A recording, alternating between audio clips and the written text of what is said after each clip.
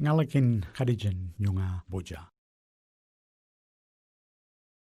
Hello everyone, today we are going to look at lecture 5, the electromechanical energy conversion. We have to say that basically all electrical machines are electromechanical devices which convert electric energy to mechanical energy in the motoring mode and converting the mechanical energy back to electrical energy in the generating mode. And this is done via the electromagnetic field. So this is the reason why we were introducing the electromagnetism in our previous 2 lectures. In this lecture, we'll be paying attention to how the electromagnetic field helps us do the electromechanical energy conversion. As for the contents of this lecture, you can find them in the online lecture notes part 2. Now it's part 2, and it's in page 1 to 14.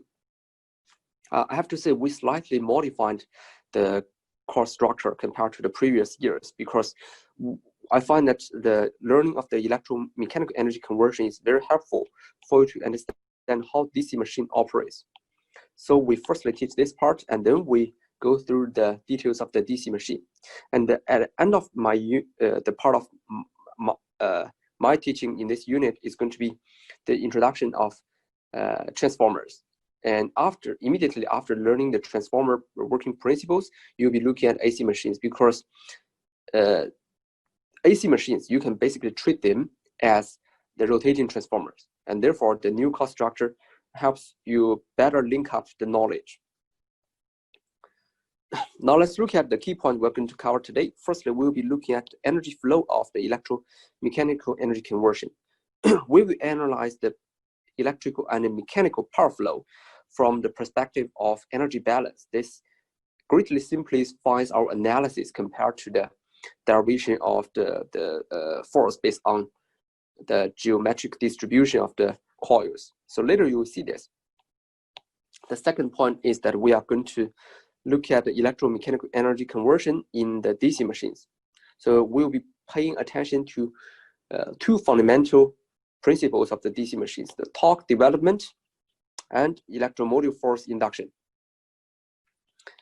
The third point is that we are going to introduce 2 important features of the DC machines. The first is the commutation, and the second is called armature reaction. We will analyze why armature reaction is very undesirable for DC machines.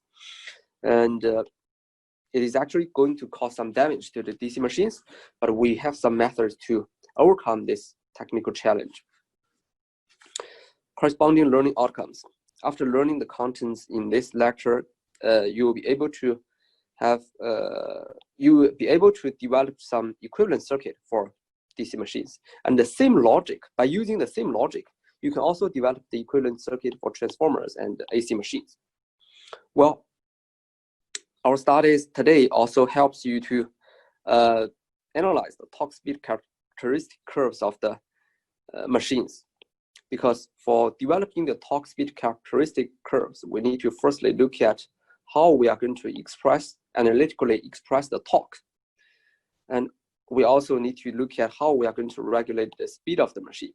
So that's the fundamental for developing the torque speed characteristic curve.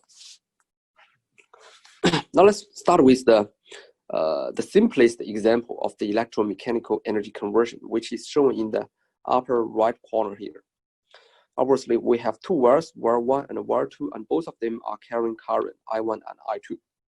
According to the right-hand rule, we know that the current carrying conductor, say conductor wire 1, is going to create a magnetic field. And this magnetic field will be obeying the right-hand rule. If your thumb is pointing at the direction of the current, then your 4 curved finger at this point will be the direction of the magnetic flux density. So the magnetic flux density is pointing downwards the page.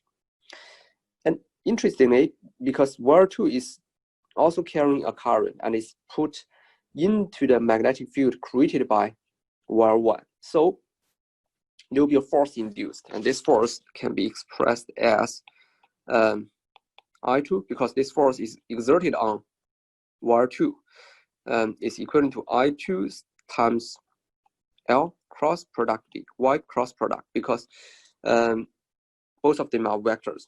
And you can figure out that at this point, B is perpendicular to L in this direction. So it's just cross product becomes a simple multiplication. So that's why we have the force exerted on the second wire, or we say wire 2, to be equivalent to I2 times L times B. And this direction, you can figure out this by using the right-hand rule. Is this pointing to the left? According to our previous study, for an infinitely long conductor, assume that both of the conductors are infinitely long, we can figure out is spatial distribution of the magnetic field. So is flux density B at this point is calculated in this way, where mu0 is representing the permeability of the air, because those two words are put in the air. I1 is the current that creates the magnetic field, and 2 over 2 pi d, where d is the radius of this circle. Obviously, the radius of this circle is just d here. And previously, we also said that if, oh, sorry, this one, the calculation of the flux density is only true if we have infinitely long conductor, current carrying conductor. But in electrical machines, we know that we can never have the infinitely long conductor. So in electrical machines, firstly, we have finite length of the conductor, current carrying conductor. And secondly, the current carrying conductors are coils. And those coils are distributed in a very complicated way geometrically. So it's not just simply two parallel conductors. It's going to be much, much more complicated. And all those things are adding to the complexity of the analysis of the force developed, or we say exerted on each coil 10. So if we want to analyze the total force generated on the coil and eventually analyze its corresponding torque, by using this kind of analysis, it's going to be extremely difficult. It's going to complicate the case to a very large extent. So we want to analyze the torque and force in a simple way. How are we going to be able to analyze the torque and the force, develop the torque and force in a simple way? We used energy balance. So what is the energy balance in the electrical machine? Let's look at here. Assume that we are looking at the motoring mode. We are looking at a motor. And we know motor is converting electric energy to mechanical energy. So we have the external electrical source. And this is giving us the input electric energy. And this electrical energy can be split into three parts in a machine, in a motor. Firstly, it is the mechanical energy output. For motor, this is exactly what we want. We want to create motion, right? And secondly, it is the energy stored in the magnetic field. Because if you create a magnetic field using an external electrical source, you are actually creating magnetic energy. Or we say we are converting part of the electric energy to the magnetic energy and stored in the field. Finally, it's the energy that is lost, because we have many losses. For example, I square R loss, the mechanical friction loss, and some eddy current loss, and so on and so forth. So we have three parts. This is the motoring mode. So what about a generator mode? It's actually quite similar. So for generator mode, you just need to swap the two, which means now the generator is having mechanical input energy. And this mechanical energy can be split into the electric output energy plus, again, you create a magnetic field. So stored magnetic energy plus energy loss. So it's a similar story. Now let's look at here. If we ignore this energy loss, the losses are negligible, which makes sense because anyway, the energy loss is only a very, very small portion of the total electric energy. So if you ignore it, what happens is the electric input energy is just equivalent to the mechanical output energy plus the energy stored in the field. And if you want to express this mathematically, we can write out W electric, which represents the electric input energy on the left-hand side, is equivalent to the output mechanical energy plus the field magnetic energy storage. Now, if we simply calculate the time derivative of this equation on both sides, it's going to give us something like this, where the time derivative of the electric energy, what is it? Is actually electric power, right? Is equivalent to the time derivative of the mechanical energy, which is actually the mechanical power, plus the time derivative of the field energy. Well, let's take an example to illustrate how are we going to calculate the electric power and the mechanical power. And the power is just energy flow, right? Let's take the upper right corner figure as an example, which we were using before, right? In this figure, we have a steel core, assume it's a steel core, and around this steel core, we have coils, right? Coil chains, and those coil chains will be carrying current, producing a magnetic field. And in this magnetic field, we have the armature. And because this magnetic field is going to produce a force exerted on the armature, it's going to move the armature along this air gap. So X is the air gap length, but this armature is going to be moved by the force along this air gap length. So if we put we express the circuit connection of this structure beneath, is going to be something like this. We have an external input voltage, and this voltage creates a current going through the coil. And this current, firstly, it creates a magnetic field. So there's an induced back electromotive force, and this magnetic field exerted a force moving the armature. Here, G is just X. We use G is to demonstrate the air gap, but it's actually X, the distance of the air gap. Okay, now if you look at this circuit, you can simply realize that if you look at this circuit, you can simply realize that what is given to the magnetic field as the electrical machine as input is just I and E, right? E is the induced electromotive force that is directly linked to the electromechanical energy conversion. I is the current. So what we have is that electric power is expressed as the product of induced voltage E and current I. And for mechanical power, it's very simple. It's equivalent to the force times the speed.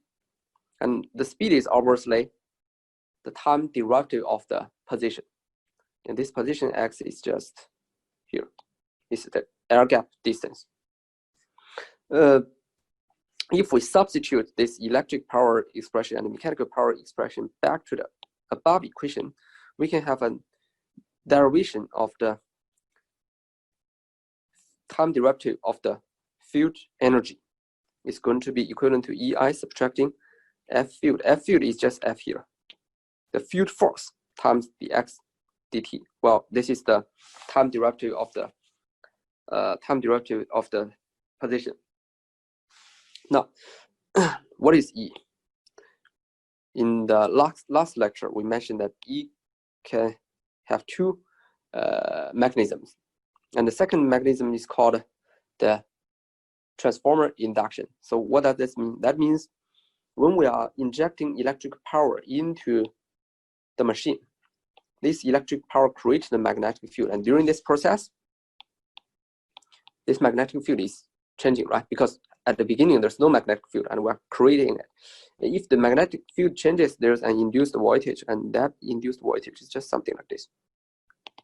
It's the time derivative of the flux linkage, or we say the flux linkage changing ratio. We substitute this back to the original the equation here. What we get is that the time derivative of the field energy is equivalent to I times d lambda dt, that is replacing E here, subtracting the field force times the dx dt. You can see we have dt on both sides. Multiply dt till dt cancels. What we have is just the deviation of the field energy is equivalent to I d lambda, subtracting field force dx. The dx is the deviation of the position, the air gap space. Now, we know that lambda is the flux linkage, which is usually expressed as L times I. And what is L? In our previous lecture, we mentioned that L is a function of the air gap parameters, right?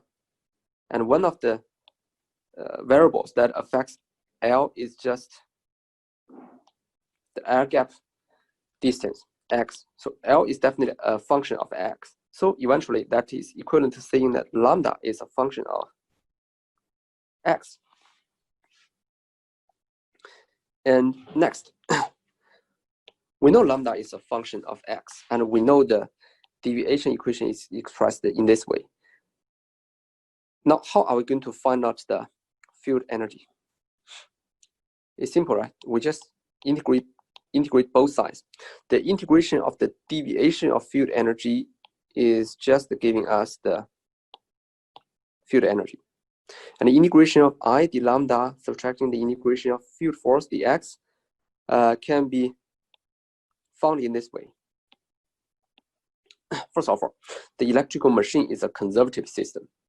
And if this is a conservative system, we have the fundamental fact that is when we are plotting out the x lambda plane, x-axis is x, y-axis is lambda. For a conservative system, however we do the integration by following whatever the path is, or a path here, or a path here, we will have the same result. So to simplify our integration, obviously we choose the simplest path here, right? So the simplest path is just along this red line. So going through from 0 to x0, and from x0 to this point. I mean, this point is still x-axis is x0, but y-axis changes from 0 to lambda 0. So that means we can follow two stages. Stage 1 is from 0 to x0, and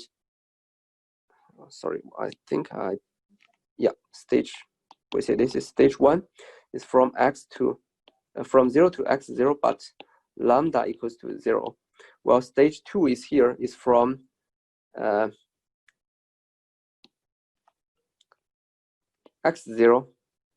to x0. So x doesn't change, but lambda changes from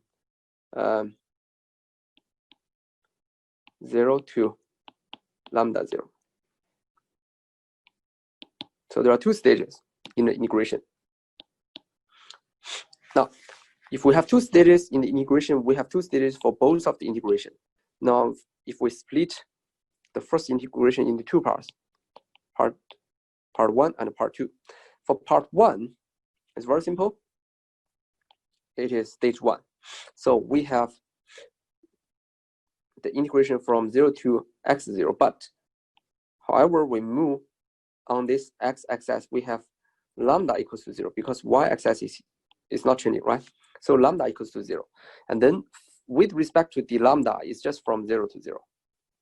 So if you take out I, the integration from 0 to 0 is just 0.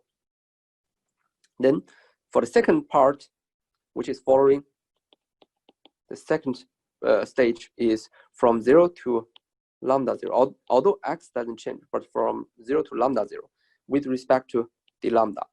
So this part is not 0. Now let's look at the second item here. We can further break it into two stages. For stage 1 is from 0 to x0, and we are integrating the force with respect to dx. And from stage 2, in stage 2, we are integrating dx, right? But dx doesn't change. It's from x0 to x0. So for this part, it's very easy to understand. If you take out field, because we know in our previous study that F field is a function of, say, a function of what? Air gap, flux density, air gap cross-section area, and so on and so forth, but it's independent of dx. Because force is independent of dx, you can take it out. So the integration of dx from x0 to x0 is just 0, because it's eventually x0 subtracting x0. And how about this part? We're curious about this part. How to calculate it? Is it 0? Yes, it is. Why? Think about this. How we figure out the force? The force is usually figured out by using BLI, right? How much is B from 0 to x0? If you look at here, from 0 to x0, how much is lambda? 0, right? And what is the expression of lambda? N phi, which is equivalent to N B times A. So obviously, if lambda is 0, B is 0, because A and N, they are not 0. So we have B equals to 0. If B is 0, F is 0. And we are integrating 0 with respect to dx, so that's going to give us 0. Okay, so in the first bracket here, both of the two terms are 0. That's why we are having a total 0 here. And in the second bracket, we have the second term to be 0. So what is left over in total integration is just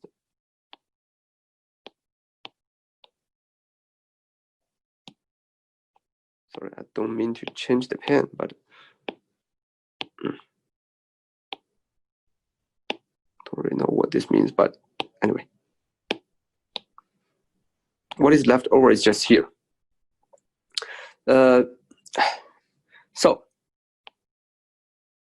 the field energy is just equivalent to the integration of the I d lambda from 0 to lambda 0.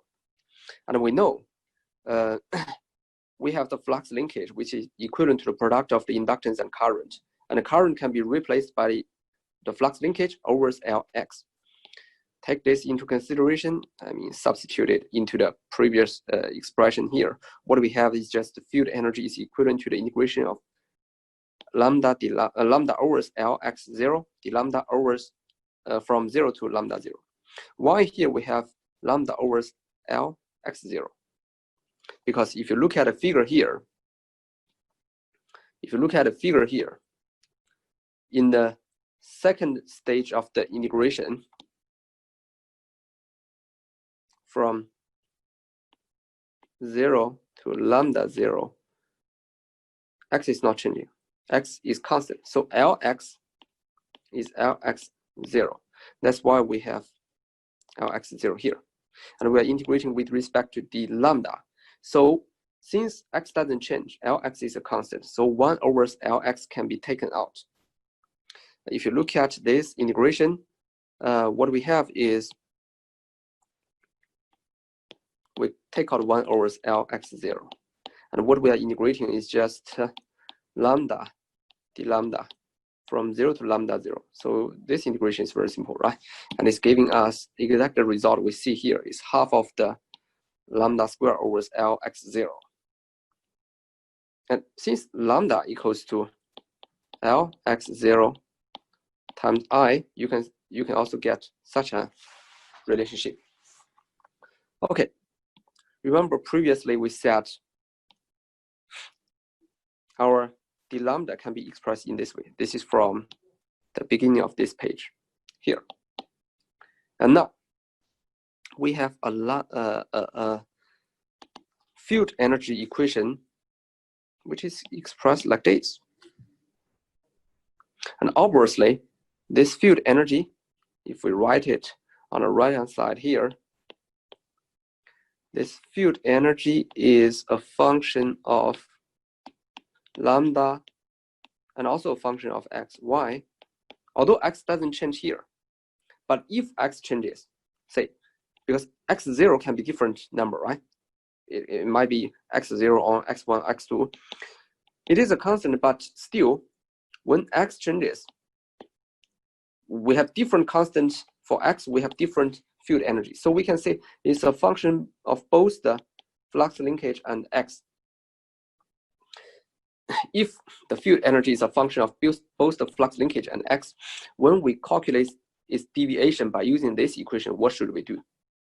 When we calculate its deviation by using this function, we just need to calculate the deviation of, the partial derivative of field energy with respect to both of the variable and add them up. So what we do is that mathematically we calculate the partial derivative of field energy with respect to lambda when x is a constant. And we also calculate the partial derivative of field energy with respect to x when lambda is a constant. So when x is constant times d lambda, when lambda is constant times dx. And if you compare the left-hand side and the right-hand side equation here, compare these two, you'll find what? Because those two equations are just the two forms of the expression of the deviation of field energy. So they are definitely identical, right? And if you compare the first item on the left and the first item on the right, you can find out that if you take out the lambda, I is just equivalent to the partial field energy partial lambda when x is a constant. And if you compare the second part of the left and right hand equation, you can find that the field force is just equivalent to negative partial field energy partial x when lambda is constant. So how to find out the field force? We just need to do the calculation here. And if we find out the field force that is exerted on armature, we can find out the torque, right? Because, well, if the armature is just as what we show here, it is only creating the linear moment. And this is a linear electrical machine. And we don't, on condition we know the field force is enough. We don't need torque. Because when we know the force, we know how much is the weight we can lift and what is the acceleration. We know everything. But if this is not the shape as simple as this one, it's a rotational machine, then based on the force, we can create, we can figure out the torque. Okay, let's come back.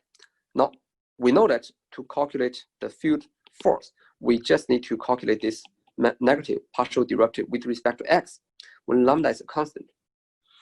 And how are we going to do this? Okay, again, we know this equation. Now, the field energy is equivalent to half of lambda square over L x, right? And when we calculate this partial derivative, we assume lambda is constant. So it's very simple. Partial field energy partial x when lambda is a constant is just equivalent to partial x. It's just half of lambda square times 1 over Lx, right?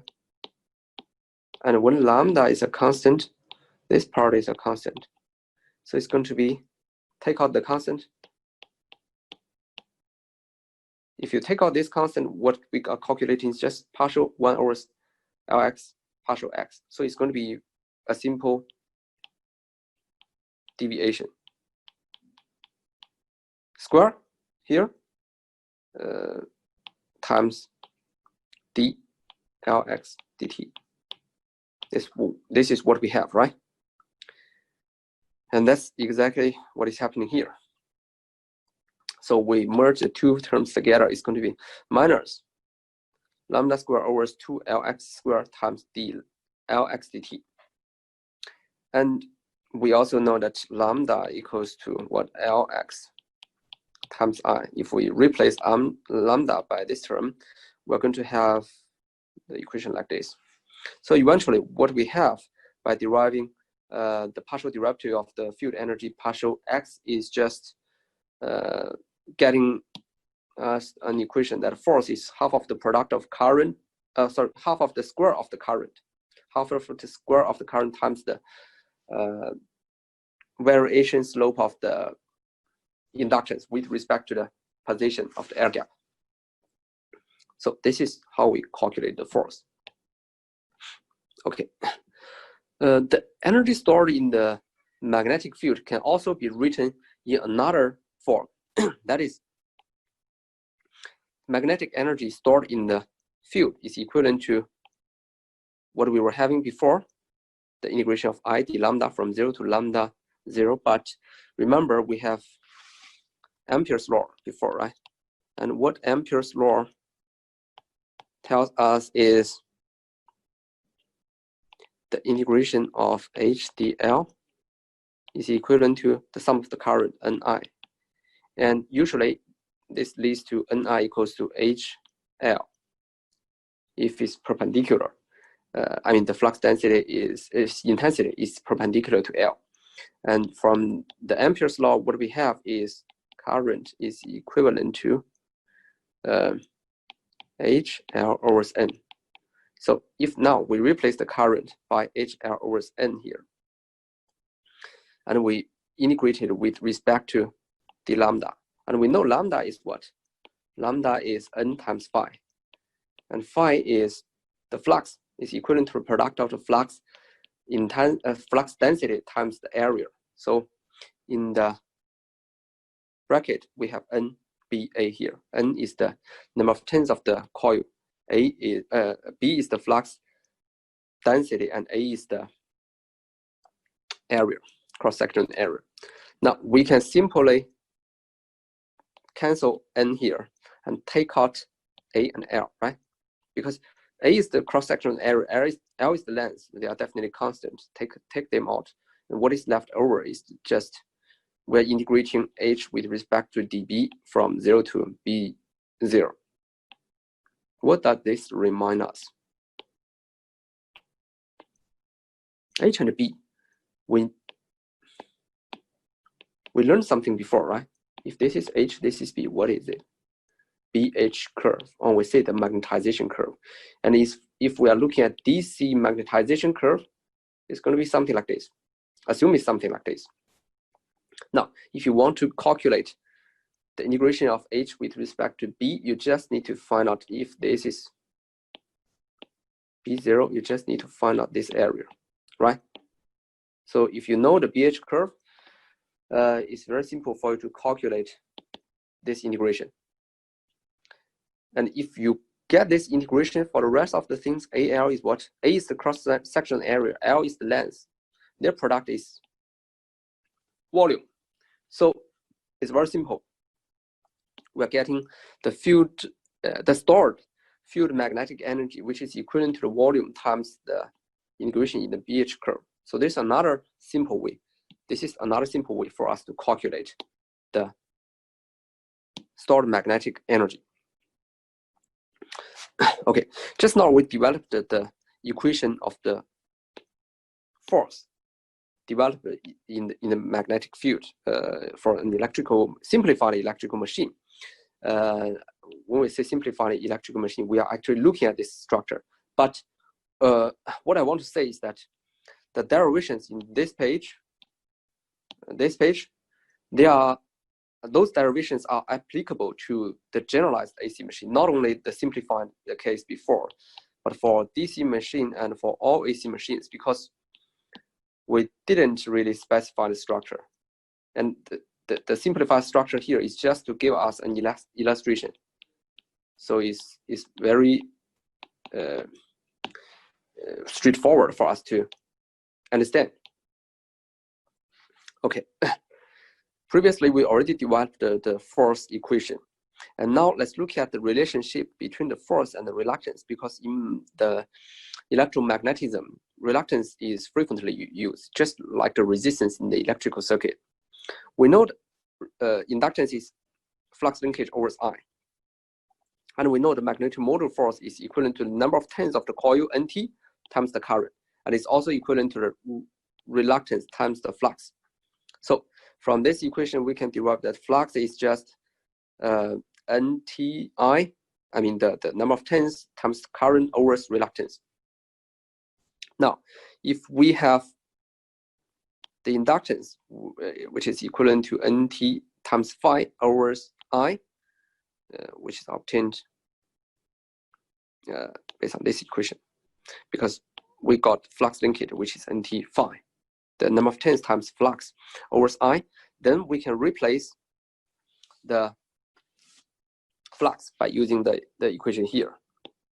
And after some simple derivation, we cancel I. What we have is just inductance is equivalent to the square of the number of turns of coil over the reluctance. Well, we can also rederive I by using the reluctance. Now, if we recall this equation here,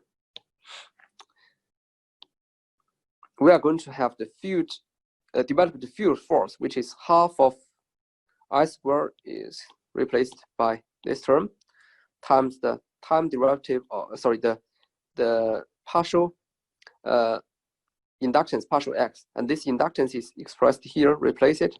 So this is all what we have.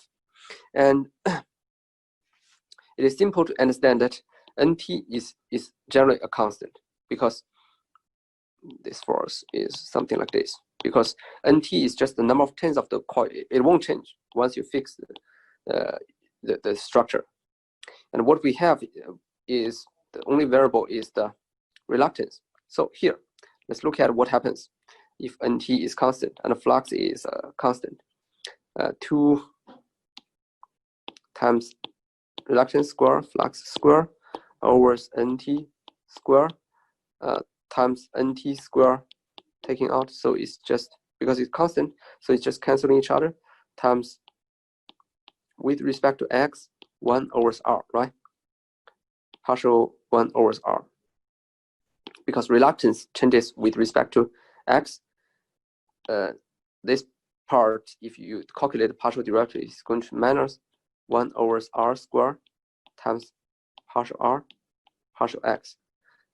R square cancels, so what is left over is minus half of flux square times partial r, partial x. That's what is appearing here. Okay, once we derive this equation, we can realize that the field force is actually, its amplitude is proportional to the square of the flux, and is also changing with respect to the change of the reluctance. This is the relationship between the reluctance and the field force. Well, we know that the field force, as we derived in the last lecture slide, is going to be something like this. Now, what about the torque? Just now we are saying that the field force will be sufficient for linear electrical machines, because the motion just now for the armature circuit is just up and down the air gap. So it's actually linear movement. And in that case, we don't need any torque, because torque is producing rotation. There's no rotation here, so it is in this form. Then how about this structure? Assume that this is the stator circuit. We have the windings of the coil, and we have the, say, magnetic field produced with a flux line like this. Assume this is N. Assume this is N, and this is S. The flux is this way. And we have the rotational part, which is the rotor here. Can you please tell me how the rotor should rotate with a magnetic field like this? We have a magnetic field, this is N, this is S. How the rotor should rotate? The rotor is trying to rotate to be aligned with this magnetic steel core. Why? Because when this rotor rotates in this way to an angular displacement of theta, is aligned with the steel. At that point, it creates the minimum reluctance. Because, well, the external developed force is trying to move the rotor in this position to be aligned with the magnetic, the magnetic field and the core here, the steel core here. just to create the minimum reluctance in favor for the flux. So we're creating such a movement. But once the rotor reaches this point, will it continue to rotate? No. Why? Because this is already the minimum reluctance. If you move a little bit over this position, you create a reluctance which is larger. That is definitely going against the alignment rule, producing the minimum reluctance. So what we do in the real world is that we want to create continuous movement. So we do something like this. Originally, we get NS, the flux is like this in this direction, and we create a movement for the rotor like this. Now, once the rotor is aligned with the NS field, because the magnetic field is produced by external winding. Once it is aligned, we change the current direction. We change this current direction and produce a magnetic field which is in a reverse manner, that is Sn. And this newly produced magnetic field will drive this rotor to rotate again, because just now the rotor is actually aligned with the NS field. But now, because we changed the external magnetic field, so the rotor has to rotate again to realign with the magnetic field to create the minimum reluctance. You might be wondering why the rotor doesn't stay there, because if you change the external magnetic field, the rotor's magnetic field, in most cases, the rotor has its own magnetic field, must align with the new magnetic field. So previously, the rotor magnetic field is already in line with the existing magnetic field. Now, if you change the external magnetic field, the rotor magnetic field has to be rotated to get aligned again. And by doing this, we create rotation, right? And in the rotational movement, we're no longer looking at force. Instead, we are looking at torque. So what is torque? In physics, if we are looking at a circle like this, and you have, this is the center of the circle, you have a radius r, and you have a force here. We usually need to project the force into the perpendicular direction of the radius. So F prime, and the torque is just equivalent to the F prime in the which is in the tangential direction times r. So this is the torque. And if you do this, if you analyze this kind of rotational machine, you find a very interesting relationship. That is, the torque is exactly in the same form as the force. Half of the I squared times the variation rate of inductance. But this time, it's no longer the variation rate of the inductance with respect to the air gap length, because it's no longer linear movement. Instead, it's the variation rate of the inductance with respect to theta. Theta is here. Is the angular displacement, because anyway, you are doing the rotation. So if you look at its relationship with the reluctance, it's also reluctance variation with respect to the angular displacement. And this is true for all rotational electrical machines. Now let's look at an example which illustrates how the electrical machine functions. In this example, we are looking at linear machine. So what does linear machine mean? There's no rotation, and the movement of the conductor is linear. Inductor moves linearly. Now, let's look at the upper right corner. We have a linear electrical machine, and we have its magnetic field, N and S. So obviously, the flux lines are like this. And now, if we have a current carrying conductor here, and this current carrying conductor is carrying a current going into the page, this symbol represents the current goes into the page. And based on the right-hand rule, you'll be able to figure out that we have a force developed, and this force is equivalent to I times L cross product B. But obviously, L and B, they are perpendicular to each other, so it's equivalent to ILB, and its direction is towards the left-hand side. So what does this mean? It is trying to drag the conductor to the left-hand side. But if you put a wire on the conductor, and this wire is carrying a heavy object here, then you have two forces applied to the conductor. One is the magnetic force, which is Fm equals to ILB. The other is the force exerted by the object here. Let's look at two cases. Assume case one is that we're looking at the wire in standstill. I would say everything is stationary with a speed of 0. If there's 0 speed, that means what? No acceleration. If it's no acceleration, the two forces on the conductor will be equivalent. So the magnetic force is just equivalent to the gravitational force. And that's going to establish a equivalence here. So I equals to mg, that is the gravitational force over LB. And what is the output power? The output mechanical power is equivalent to the magnetic force times the speed is 0. Because we're not moving anything, right? So we don't produce, we don't have power and we don't produce energy output. Then what about the input power? There is input power because we have the voltage applied to create a current, and that current is creating the magnetic field.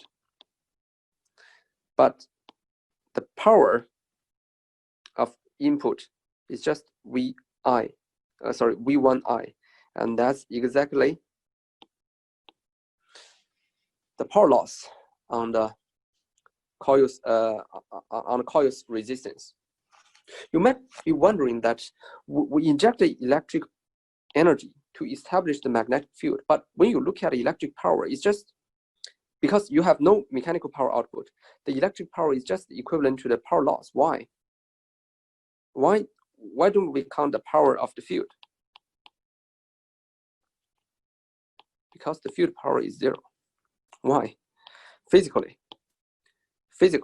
when you try to establish a magnetic field, you inject electric power to the field. And at that moment, when you were just starting establishing the magnetic field, the field power is not 0. But once you build up a magnetic field, you will hold it there constant. And if the field energy is held constant, there's no change of energy. And if there's no change of energy over time, there's no power, right? So that's why the field power is 0. And all the input power is just the power loss. Now let's look at case 2. Case 2 is telling us that the wire is now moving at a constant velocity. If we have a constant velocity, that means, again, no acceleration. So constant velocity means the two forces will be, again, equivalent to each other, right? The mechanical force is equivalent to the gravitational force, mg. So this still holds true. I equals to mg over LB. But in this case, we do have an output power. Although we don't have acceleration, but we have an output power because we have speed. And output power is just ILB times V. And now if we assume that in the first case, we connected the electrical wires in the connect the external electrical source to the winding, and we were having V1 terminal voltage. In the second case, we will have V2. So in case 1, it is V1. It's here, V1. In case 2, we have V2. And V2 times I now is the input electric power. This input electric power now is no longer just generating the heat in the form of I square R. Instead, it also produces mechanical work, which is the output of mechanical power, right? Although we say the field power flow is 0 because the field energy is constant, but we still produce the mechanical output power. And if you take a difference between the two input electric energy, is going to be V2 subtracting V1 times I, and on the right hand side we have this part left, because in both cases we have the heat loss. They cancel each other, and obviously if you take out I, it's going to be the voltage difference is just BLV. So what is BLV? We're quite familiar with this, right? It's induced electromotive force, which is this one. So the voltage difference is just induced electromotive force. That is equivalent to saying that in case 2, you have an increased voltage, but this increased voltage basically counteracts the electromotive force, because only by countering off the electromotive force you can produce the movement. The previous case is very simple. It's just a linear machine, and if you want to develop its equivalent circuit, it's just like this. See, we have an external source. That's external applied voltage V. We have the coil windings here, right? And the coil winding definitely has a resistance, R. And we have, electromotive force developed when there's a speed, or otherwise the electromotive force is 0 when there's no speed. So we have a variable motional electromotive force. This motional electromotive force is dependent on a speed, whether or not there's a speed and how much is the speed. So just now we are looking at a motoring action. For the motoring action, the input voltage is larger than the electromotive force. Why? Because we are injecting current into the circuit. That's equivalent to saying that we are injecting electric power into the circuit. So the injected electric power is transformed into mechanical power, and there's motion. But if we are looking at generator action, what is going to happen? If this is a generator, what is going to happen? Think about this. Because generator is transforming the mechanical energy back to the electrical energy. That means this guy, the induced electromotive force is larger than the voltage on the left-hand side. So the current is actually flowing back. If the current flows back, V times I is negative. Negative means it's not supplying power, it's absorbing power. So obviously the machine generates power, and that power is fed back. If you look at this figure, what that means? That means if you are looking at a generator, here is a force imposed on the inductor, and this force is actually moving the conductor. And the movement of the conductor obviously creates the electromotive force, and if the electromotive force is larger than the external voltage, there will be current going back. And that's exactly what we are talking about here, the generator action. Okay, let's pay some attention to the dynamic conditions. Dynamically, if you write out the Kirchhoff's voltage law for this equivalent circuit, is going to be simply the voltage equivalent to IR voltage drop plus the induced voltage. And this induced voltage is changing because it's simply expressed as BLV. So it's dependent on the speed. And if we look at the two cases, we have the current given in the same form, right? That is the gravitational force, mg, and we say, assume mg equals to the load force over BL. So that's exactly what we get in the previous analysis. So we replace the current expression by the gravitational force over BL And that's going to be giving us a new expression. So let's reorganize this equation to express the speed. That is something here. The speed is equivalent to voltage over BL subtracting resistance over BL squared times the gravitational force. This is the force imposed on, we say, exerted on the conductor by the load.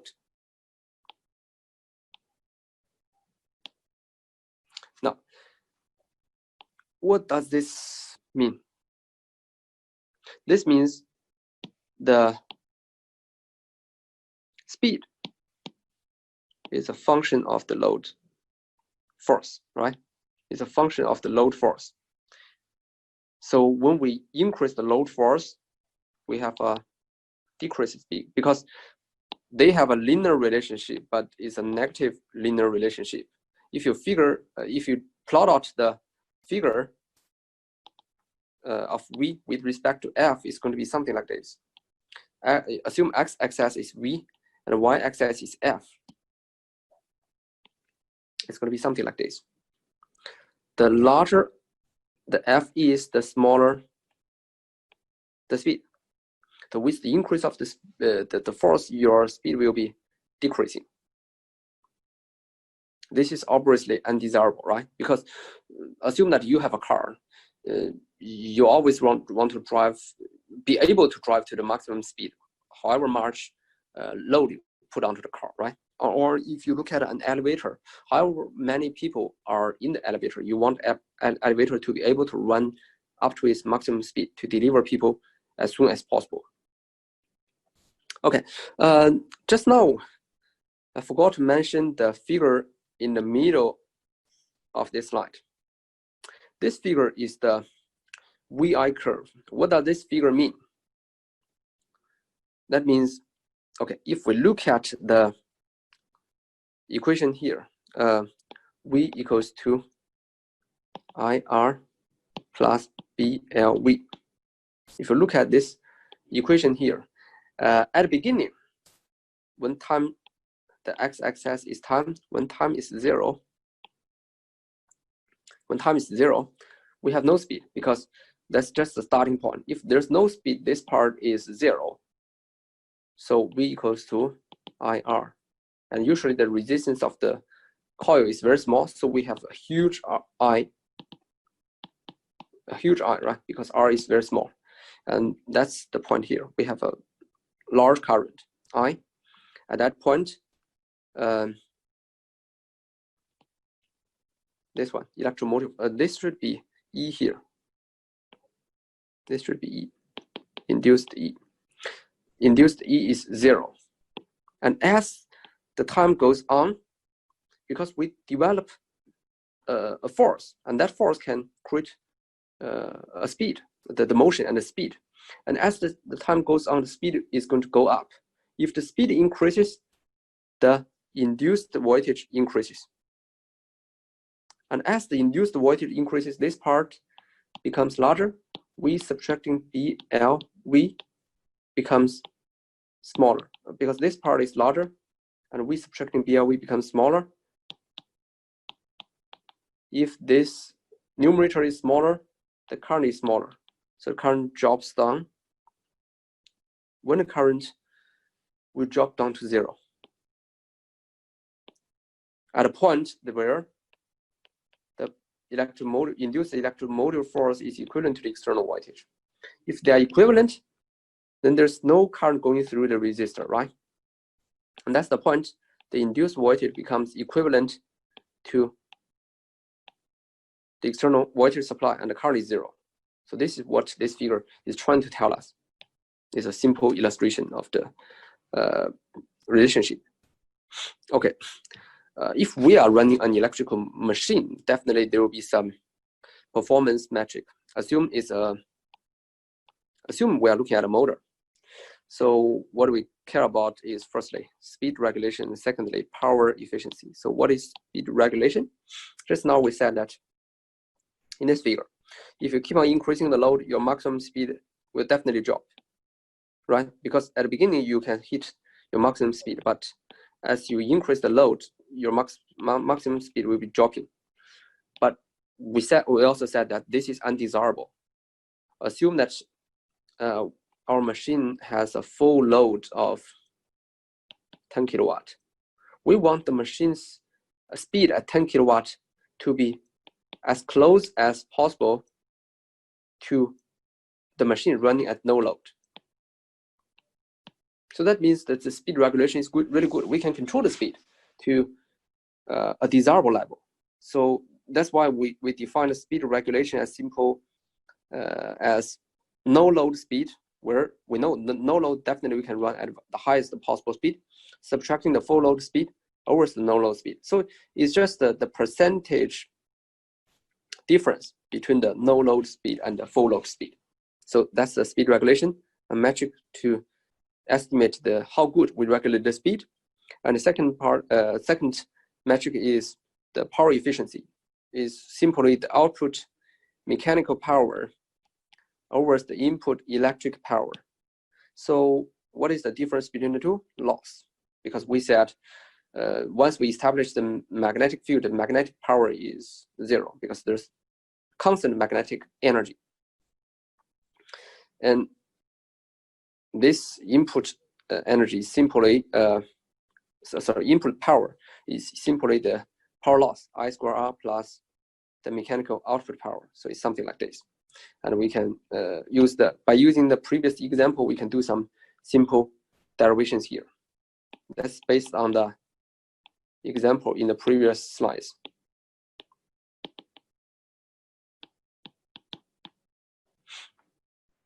But this is true for all electrical machines. We are looking at output power versus input power to find out the efficiency.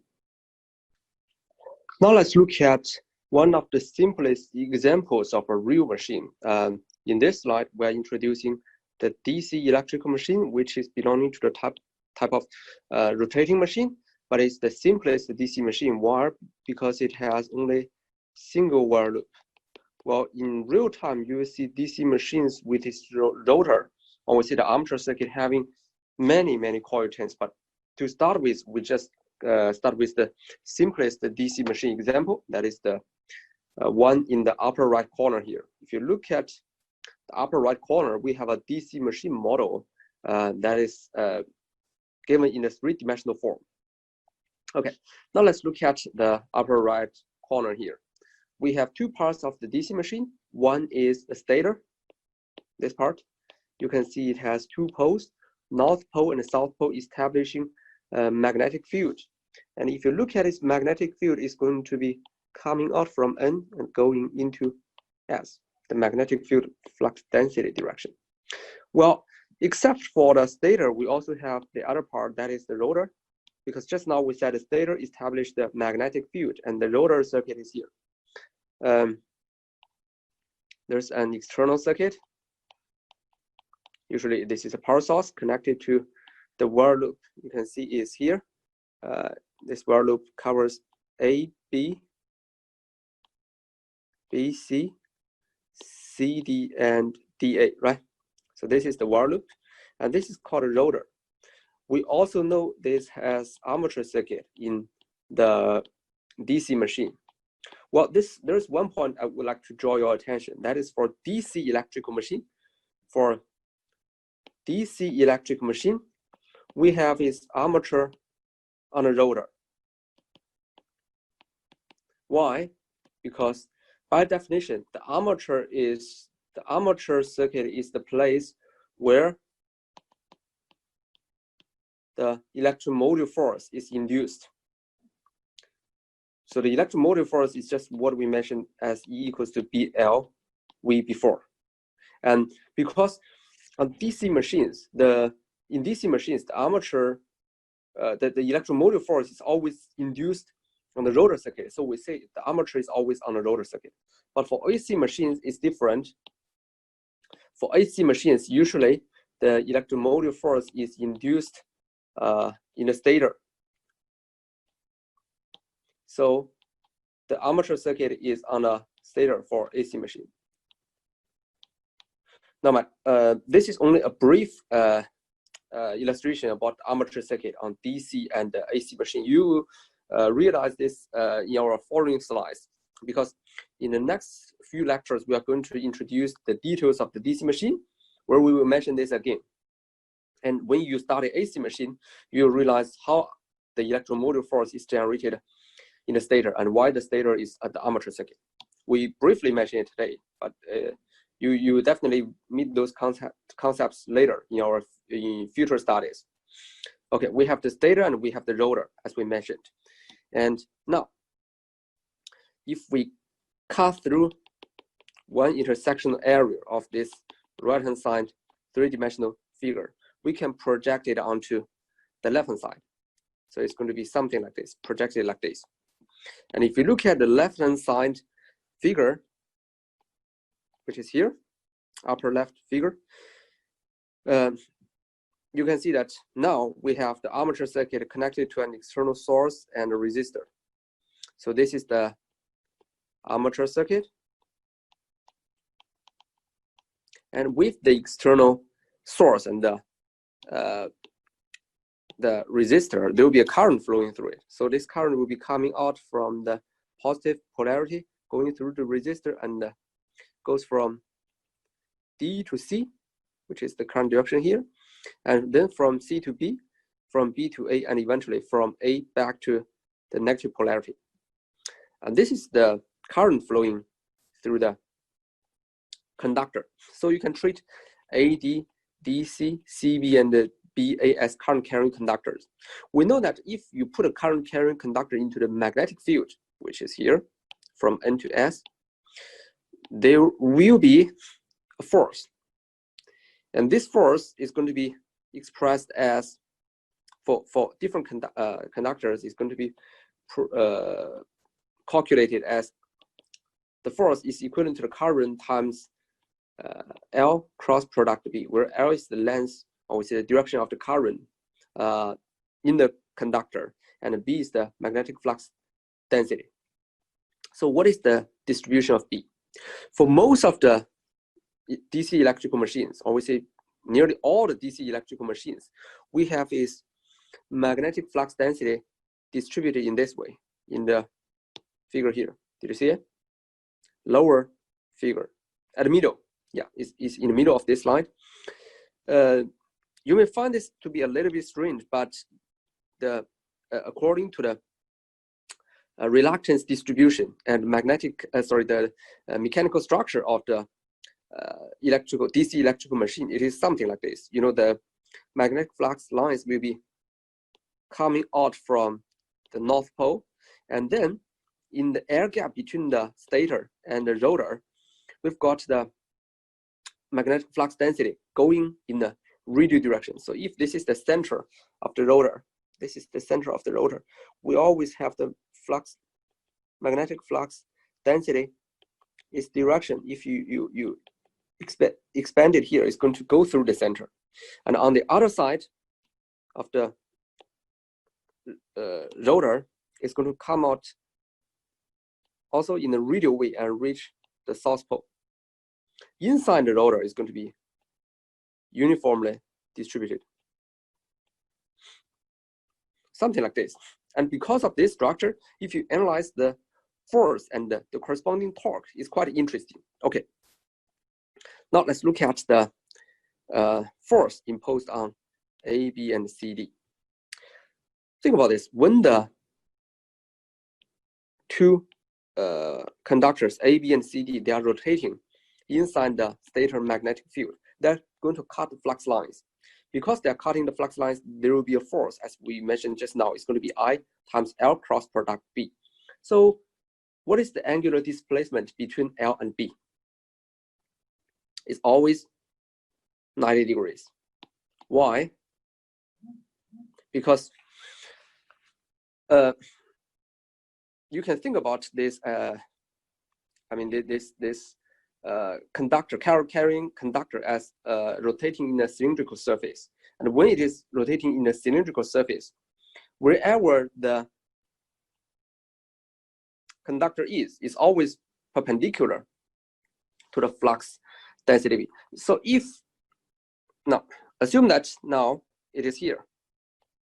I mean, this is the, let's look at the middle figure here. This one, just this one. Again, look at the middle figure here. You can see that there's a dot in my pen. This dot is the projection of the current carrying conductor AB. Assume it is AB.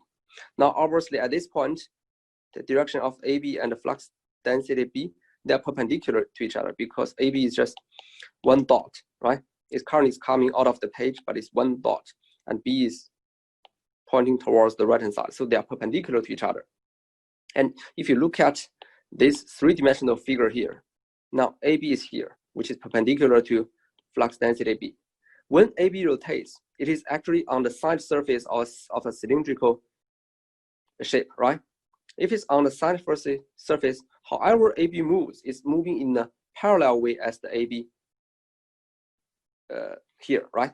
So if every bar, I mean, if AB moves to every position, it's going to be a current carrying conductor, which is parallel to the original AB direction. And then, because the original AB direction is perpendicular to flux density B, so however AB moves, it's always perpendicular to the flux density B. So this 90 degrees is kept. And what happens is just the force is equivalent to ILB. And this is true not only for AB, because CD is always parallel to AB. So what happens is that the force on CD is LB, the force on AB is also ILB. And we know that for a circle, assume we have a force here, F, and we have the radius R here. What is the torque? The torque, according to physics, is always equivalent to the force cross the product of the radius. Now, let's look at the flux distribution, again, in the center of this page. As we mentioned before, the flux density is always distributed in the space between the stator and rotor in a radial manner. So that means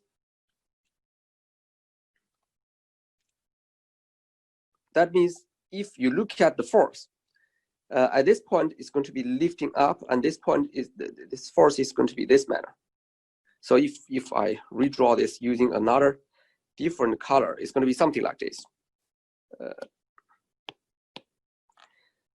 Now the force here is going to be lifting upwards, and the force here is going to be this direction. So it's always in tangential direction, right? The force. If the force is always in tangential direction, the product F cross product R is going to be F times R, because it's always in tangential direction. And that means for this case, it's going to be ILB times R. And if you look at the two sides of the electrical machine whirl loop, on the left-hand side, because the flux direction is like this, the flux density is pointing towards the right-hand side, and the current is going from D to C. So according to the right-hand rule, you develop a force that is pointing downwards, right? And its torque is actually trying to move the conductor, the whirl loop, in the anti-clockwise direction. If you look at the right-hand side, which is conductor AB, the flux is still going, pointing to the left-hand side, pointing to the right-hand side. The flux density is still pointing to the right-hand side, but its current now is no longer from going into the page, like the previous case. Instead, it's coming out of the page from B to A. And according to the right-hand rule, because of the change of current direction, the force is also changing its direction, is pointing upwards. So this force, according to its developed torque, is going to lift up the conductor AB and also creating the anti-clockwise rotation. So both torque on CD and the torque on AB, they're creating anti-clockwise rotation. So they are in the same direction. And if you look at the total torque, it's going to be the sum of the two, because both of them are creating anti-clockwise rotation. Now, we analyzed the force and its corresponding torque for AB and the pole face south and CD and the pole face north. What happens? Because we are creating an anti-clockwise torque, and this torque is definitely rotating the while loop. What happens if this while loop is rotated to something like this? You know, AB is rotated to the vertical direction, and CD is at the bottom. So it's something like this. Now AB is here. We imagine that AB and CD, there's while loop is rotating, and eventually what happens is that the rotation of the while loop is going to push AB, lift AB up to this position, and it's going to push CD down to this position. So we're looking at the bottom most figure. If you look at a figure at the bottom, it's going to be something like this. This is the projection of AB, and this is the projection of CD. At this point, what is going to happen? Interestingly, if you look at AB and CD here, the developed force is going to be, if there is a force, assume there's a force, the developed force will be lifting up AB in this direction. And the radius is also in this direction. So what is the torque? The torque at this point is 0 for AB. Similarly, for CD, the torque is also torque CD equals to 0. So at this point, we have no torque. And you can easily understand this as, you know, currently we have the force pulling up, obviously lifting up AB, and we have an identical force pulling down CD, but they are in opposite direction, so they cancel each other. That's why there's no net torque. So there's no torque moving, creating the rotation again at this point. This is one interesting point we realize. So we have 2 points to pay attention to at this for this structure. The first point is that at a vertical direction, we have total torque is equivalent to 0. Just this part. There's another interesting thing that we need to pay attention to. Just now I forgot to mention that for in a vertical direction, I mean in a vertical surface here, when AB and CD are rotating to this position, we have torque equals to 0, and this is going to create some pulsating torque. Why? Because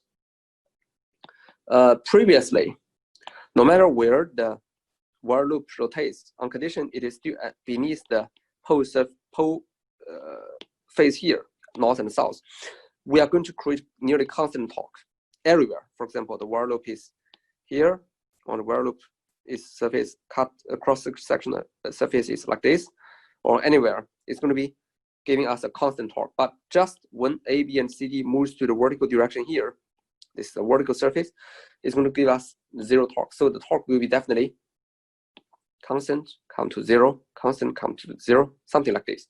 This is obviously undesirable because we want to produce smooth torque that gives us the smooth movement of the rotor. So this is the first point. And just now we said we have 2 interesting points to mention here. What is the second point? Think about this. Let's look at the upper left figure here again. Assume now we are looking at AB, which is already rotated by the anti-clockwise torque into this position. So now AB is beneath north pole face. Instead, the CD is beneath the south pole face. So CD is beneath the south pole face and AB is beneath the north pole face. In this case, what is going to happen? Because previously, the current we said is from D to C, from C to B, and from B to A. Now, if the current is still from B to A, and the current is still from D to C, that means the circuit is kept constant, and here we have C to B. What is going to happen? We are still going to develop torque, right? but the torque is in the reverse direction. I would say in the opposite direction. Why? Because if you look at AB here, now AB is under the North Pole phase. If you look at the flux density, let's look at a green color line here. The flux density is kept constant, it's still like this. Now with such a flux density pointing to the right-hand side, obviously for AB is developed force, because AB, the current is from B to A. According to right-hand rule, the developed force is going to be lifting up AB. And for CD, because the current is from D to C, which is the same as before, but now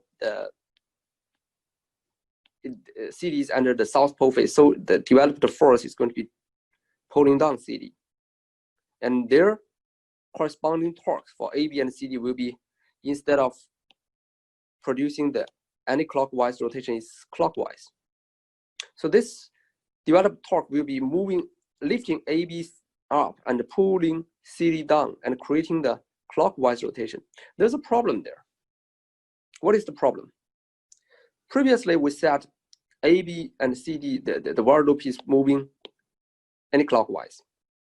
And this when AB is under the South Pole phase and CD is under the North Pole phase. But now, when we rotate for, say, half a circle, AB is under the North Pole phase, CD is under the South Pole phase. And at that moment, we develop a torque which is moving the conductor while loop with clockwise rotation. So the problem is that,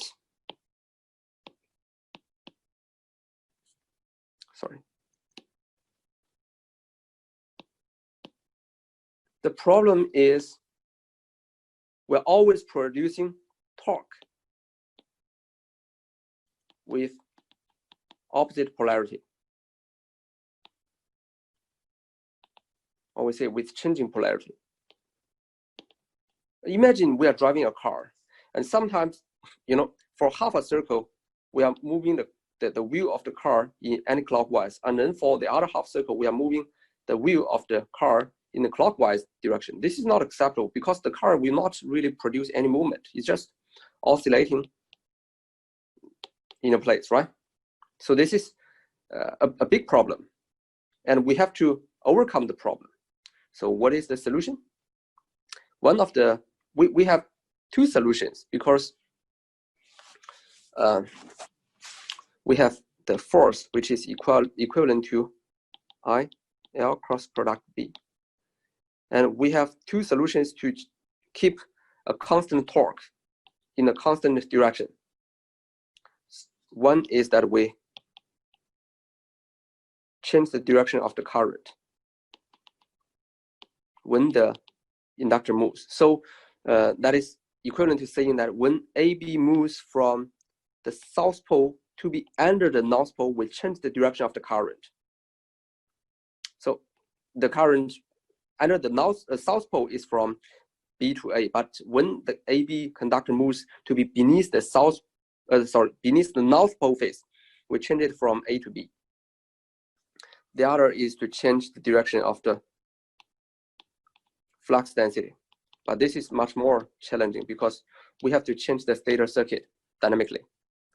If it's permanent magnet, obviously we won't be able to change the direction of the flux density B here. So the simplest way is to go with the change of the direction of the current I. This is called a commutation. Soon we'll be introducing this phenomenon. Okay, before we move on to the next page, there's one thing I would like to mention. That is, just now when we were analyzing the torque and the force, you can easily realize that we are only looking at the conductors AB and the conductor CD, isn't it? We never even analyze the force produced on the part BC and DA. Why? Because if you imagine the rotation of this cylindrical shape, if you imagine the rotation of the while loop conductor in a cylindrical shape like this, BC is always rotating in such a circular surface, right? So does AB. So what does this mean? That means the surface of BC, which is a circle, always cannot be projected onto the direction of flux density B. So it's always in parallel manner, this surface with B. That means CB, when you project it onto the direction of flux density B, is always creating a force which is equivalent to 0. This is CB. And so does AD. Because there's no force, so there's no torque. And that's why we always ignore BC and the DA part. You can also easily understand this by looking at their cutting of the flux lines. If the flux lines are distributed in this manner, think about this. And BC is always moving in parallel with the flux density. So that means it is never cutting the flux lines. So it produces no force. Okay, just now we mentioned that when AB is beneath the south pole, the current is flowing from B to A. And here is from D to C under the north pole. And this produces an anti-clockwise torque. And now if we want to keep the torque always in this direction, now when AB rotates to be beneath the north pole face, and CD moves to be beneath the south pole face, we have to change the current direction. How to change the current direction? I mean, changing the current direction from originally B to A to A to B. How to do this? We invent something called commutator. So what is commutator? If you look at the figure beneath here, commutator is referring to this part. The two semicircle segment here, they are the commutators.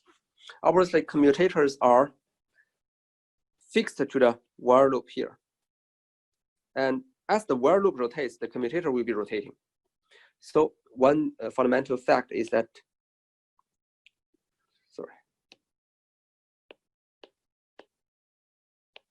commutators are rotating together with the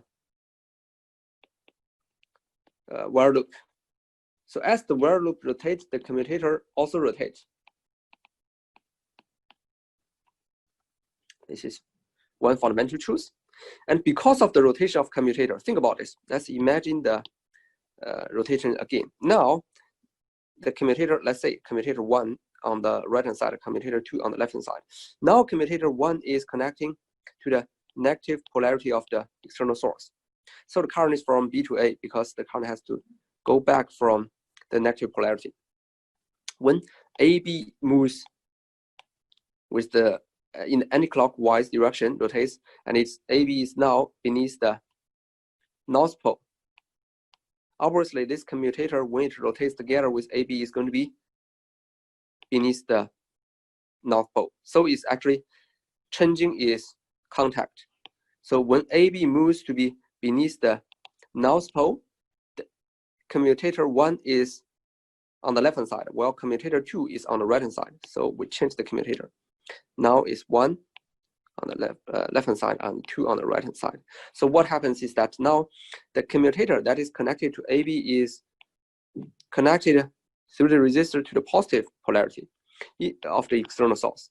If AB is through the commutator connecting to the positive polarity, the current will be flowing out of the positive polarity through the commutator and through AB. So now the current is no longer as before, it's from B to A. Now, instead, it's from A to B.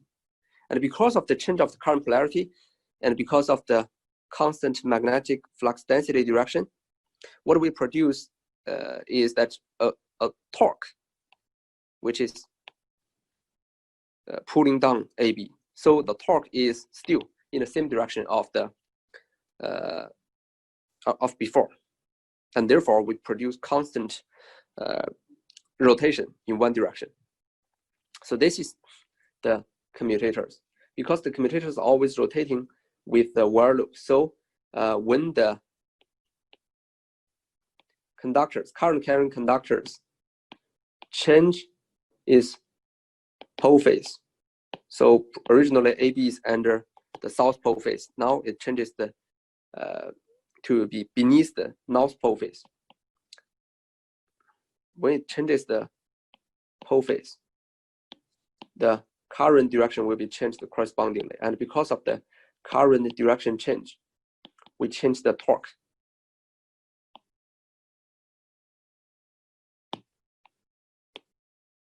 Current direction changes correspondingly. And because of this, we have a constant torque produced. And this constant torque produces unidirectional rotation. And that's the process of the commutation. Later, I'm going to use a video to further illustrate this, where you can clearly see the commutation. Now, what I want to mention is that the commutator, again, let's look at upper left corner figure here. The commutator refers to the two semicircle segments here. And what about those two? Let's change the color. What about this two part? It is not called commutator, instead it's called brushes. Brushes are used to touch the commutator, and they are actually connected, fixed to the external circuit. So those two brushes, if you look at the left bottom figure, they refer to those two parts. This is one brush, this is the other brush. And those two brushes, they are fixed to the external circuit, but they have some contacting part with the commutator. As the commutator changes changes their direction and changes the pole phase, those two brushes will be providing some contact with the commutator.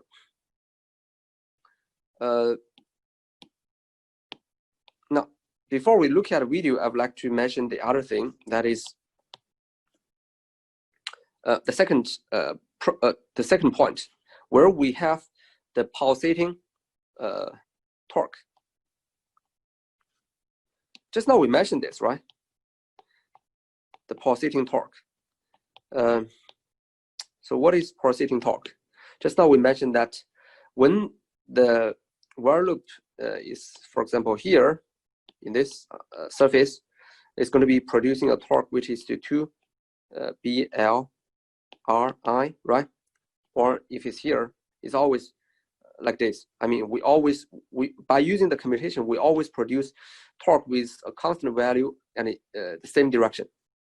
But when the while loop comes to this vertical surface here, we always have zero torque. Why? Because the produced force and the radius, they are in the same direction. So this is going to be the zero torque at this position. And if you plot out the torque curve, it's going to be something like this. Nearly constant torque suddenly drop to 0 and coming back to constant again. Just that this is just at that vertical surface. And then it drops back to 0. So it's every time your while loop comes here, it's going to be a 0 torque. Obviously, we don't like this pulsating torque, because this pulsating torque is going to create some undesirable vibration in the mechanical system of the electrical machine. One of the solutions is that we create the other while loops. Think about this. Now, look at right bottom figure. Let's look at the right bottom figure here. Now assume that we have two while loops, as shown in the right bottom figure here. And when one while loop is actually at a vertical direction, look at my pen here, is in the red color, which is producing, one while loop is in the vertical direction, producing a torque which is equivalent to 0. The other while loop is well beneath the surface. So obviously, in this case, we always have one while loop that is producing torque. In this case, it's the light blue color while loop. So if it is always producing torque, that means the torque never drops to 0 like before. Now what we have is that the torque will be constant when both of the two while loops are well beneath the pole phase. But when while loop comes to the vertical surface here, it's going to drop, but because the other while loop is still beneath the pole phase, we don't have a dropping to 0. So it drops to a certain level and it comes back, and drops to a certain level, comes back. So never touches 0. And this is obviously still pulsating, but it's much better. I mean, the average value is larger. Well, imagine that we have many coil turns, say N turns here. What we can produce is eventually there's a much smoother torque curve. Why? Because if you have many turns here in this figure, think about this.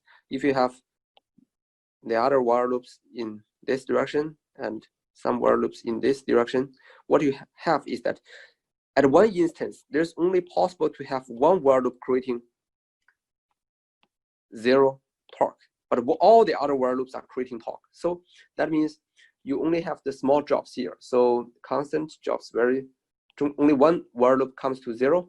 All the other while loops are producing torque. So you have a very smooth torque. And this is what we have if we have a lot of while loops in the machine. And that's the fundamental reason why we have many coil turns and many while loops in the DC electrical machine. Now let's look at a video. This video is going to illustrate the mechanism of the DC machine. Let's reduce the volume first and look at the video. Okay. Let's first start with the simplest DC motor possible. It looks like this. You can see on the two sides, the stator provides a constant magnetic field, and the armature, which is the rotating part, is a simple coil. The armature is connected to a DC power source through a pair of commutator rings. You can see this is the external circuit. I mean, the battery is here. The positive polarity is connected to a brush, and the brush is connected to a commutator, and that commutator on the left-hand side is connected to the while loop, conducting the current, and eventually that current comes back from the right-hand side commutator through the brush and back to the battery. When the current flows through the coil, an electromagnetic force is induced on it according to the Lorentz law, so the coil will start to rotate. On the right-hand side is lifting up the coil. You will notice that as the coil rotates, the commutator rings connect with the power source of opposite polarity. Yeah, this is how. As a result, on the left side of the coil, the electricity will always flow away, and on the right side, electricity will always flow towards. This ensures that the torque action is also in the same direction throughout the motion, so the coil will continue rotating. But if you observe the torque action on the coil closely, you will notice that when the coil is nearly perpendicular to the magnetic flux, the torque action nears 0. As a result, there will be irregular motion of the rotor if you run such a DC motor. And this is what we have. We are at a vertical surface. You always have. Here is the trick to overcoming this problem. Add one more loop to the rotor with a separate commutator pair for it. In this arrangement, when the first loop is in the vertical position, the second loop will be connected to the power source. So a motive force is always present in the system.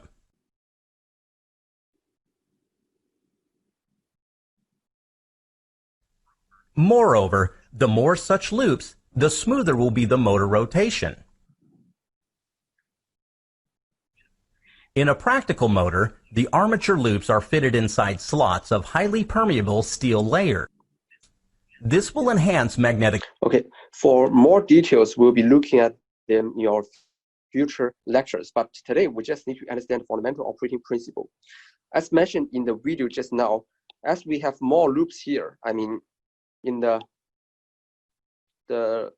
right bottom figure here, as we have more loops here, we will have more and more constant torque, because if you have more while loops, you only have at one instance, at one time instant, it is only possible to have one while loop creating 0 torque. All the other while loops will be creating the torque. So what the constant torque. So what happens is that all the other while loops creating the constant torque, only one while loop drops. So it's going to be something like this.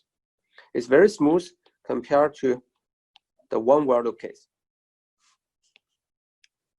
Now let's look at how are we going to derive the torque and induce the electromotive force equations for the simple DC machine with one while loop, and how are we going to look at derive its simplified circuit model. Okay, let's look at upper left corner figure here. This is the cross-section area of the DC machine, as we mentioned in the last slide. We have A, B, and CD connected to each of their corresponding commutator, and their current direction will be changing when they move from one pole phase to be the other pole phase, to be beneath the other pole phase. And as we mentioned before, in most of the time, A, B, and CD, they will be beneath the pole phase. So their developed torque is equivalent to 2ILB. Only when A, B, and CD, they move to this vertical direction, I mean this vertical surface here, assume AB is here and CD is here, only when at that time we've got 0 total torque. And if you describe this phenomenon using the torque curve here, it's going to be the left bottom figure. If you look at this figure, in most of the time we have a constant torque 2ILBR. Sorry, this is ILBR. And when A, B, and CD, they move to this vertical surface here, what we have is suddenly the torque drops to 0. And as they move away from this vertical surface here, the torque comes back to the constant. And next time, when AB is at the bottom, CD is on top, we experience the 0 torque at the vertical surface again. So it keeps on moving like this. As you can see, for most of the time, we have the constant torque, which is 2ILBR. And if we rearrange this term, multiply pi on the numerator and divide pi on the denominator, we can rearrange the term in this way, where we can find something interesting. What is pi RL? If you look at A, B, and CD, they're actually moving on a cylindrical surface like this. And on this cylindrical surface, assume this is AB. When it is under the one pole phase, let's say it's the south pole phase, the movement of AB will be covering half of the side surface of the cylindrical shape. If it's half of the surface, it's going to be the area of AB covered by AB is equivalent to half of the perimeter of the circle here. Is going to be pi r times the length of ABL. So we define this as AP, which is the area covered by half of the cylinder. Or we say the area covered by one pole phase. So we denote this as AP, and we replace pi RL by AP here. Now, if we do some further derivation, it's going to be, what is B? Flux density times AP. The flux density times the area AP is going to be the flux. And we keep I here, and we re-express 2 over pi, which is a constant as K. So what we have here is that the torque is equivalent to K, is a constant, times flux phi times I. And if you want to simplify this, you can say that the torque is expressed in this way. K times, this is not cross product, it's just times flux times current. This is not cross product, it's just simply multiplication. So K times flux times current. This is the torque. And when you look at this expression, this is generalized form is not only applicable to DC machine, but applicable to nearly all machines, AC and DC machine. The only difference is that for AC machine, you have much more complicated expression of the flux and current because you have 3 phases. Well, they still obey this generalized form. There's one more thing I would like to mention, except for flux and I, this K is a constant. And this constant is actually dependent on the machine structure, or we say the machine windings. So it's a structure constant. Different machine structure, you have different K. In the next few lectures, we'll be introducing the details of DC machine, and you will realize how K changes as the machine structure changes. Okay, just now we analyzed the torque. Let's look at the induced electromotive force. We have in our first lecture for the electromagnetism, we mentioned that we have two phenomenon of putting the conductor into the magnetic field. And those two phenomena will be, firstly, when you put a conductor in the magnetic field, which is carrying current, you have a force developed. Secondly, if you have the conductor, let's say the conductor A, B, and C, D in the upper left corner figure here, if you have the conductor moving in the magnetic field, you have an induced electromotive force, which is a voltage. Now let's look at this case. I mean, the upper left figure again. What is the induced electromotive force? We know the induced electromotive force is going to be equivalent to what? BLV, right? So we can say is L times V cross product B. L is the length of the conductor, V is the movement speed of the conductor, and B is the flux density. Now let's look at the figure here again. We have obviously, when we're doing the rotation, because the torque creates the anti-clockwise rotation. When we have the rotation, all parts of the while loop will be rotating: A, B, B, C, C, D, and D, A. But as we mentioned before, BC, they are actually BC and DA. The two sections are actually rotating on the surface, which is parallel to the flux density. So obviously, they are not contributing to the induction of the electromotive force, because V and B, they are actually, when you calculate their cross product is 0, sine theta equals to 0. So BC and DA, they are not creating any electromotive force. And what happens is that only A, B, and CD, they are creating the electromotive force, just like they are creating the force. Well, A, B, and CD, they are creating the electromotive force. So what is the electromotive force of AB? L times V cross product B. V is the tangential direction of the speed, because the speed is always tangential direction, and it's perpendicular to B. And now if you look at this figure again, I mean the previously mentioned distribution of the magnetic field, you will realize that at every point, the tangential direction speed is perpendicular to the flux density. So that means we have cross product, which is equivalent to the simple product. BLV, EAB, and EBC is equivalent to, again, LVB. And for ECD and EDA, as we mentioned just now, they are equivalent to 0, because V cross product B equals to 0. And if we take this into consideration, and if you analyze the direction of the induced electromotive force, AB and BC, they are in the same direction. I mean, the same direction of the electromotive force will be produced on conductors AB and BC, DC. Sorry, this is not BC, this is DC. This is DC, because AB is here, DC is here, and this is BC.